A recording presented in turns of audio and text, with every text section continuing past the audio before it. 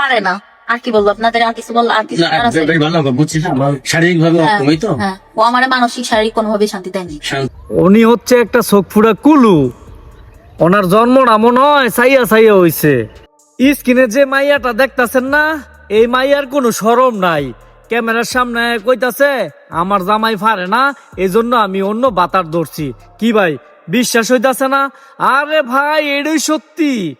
আগে ওনার কথাগুলো শোনেন, তারপরে আপনার মূল্যবান মতামত এই ভিডিওর কমেন্ট বক্সে জানিয়ে যাবেন।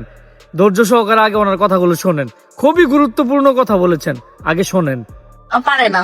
আর কি বলবো আপনাদের, আর কিছু বল, আর কিছু না, জানার আছে? বেশ ভালো হবে, বুঝছিস না, শারীরিক ভাবে হ্যাঁ, অক্ষমই তো। হ্যাঁ, ও আমার মানসিক শারীরিক কোনোভাবেই শান্তি দেয়নি। শান্তি দেয় না, এই জন্য তুমি অন্য পথ বেছে নিয়েছো, তাই না? আচ্ছা, মেয়েদের শিক্ষা বিয়ে করছো তুমি? না বিয়ে। বিয়ে করো না এখন? সে কি বিয়ে করবে আশা দিচ্ছে? হ্যাঁ দিস, বলছে ডিভোর্সের পরে এখানে বাসা নেছো কত দিন? 1 তারিখে, 1 তারিখ, হ্যাঁ? কোন মাসে 1 তারিখ? এই মাসে। ওনার জন্মটা কোন গ্রামে হয়েছে এটা বলতে পারুম না, কিন্তু উনি যেভাবে কথাগুলো বলছে, উনি হচ্ছে একটা চোখ ফুড়া কুলু। ওনার জন্মটা মনে হয় সাইয়া সাইয়া হইছে। ওনার কথাগুলো শুনে এটা আমার মনে হয়েছে। আপনার কাছে কি মনে হয়েছে অবশ্যই কমেন্টে জানা যাইতে পারেন। ধন্যবাদ।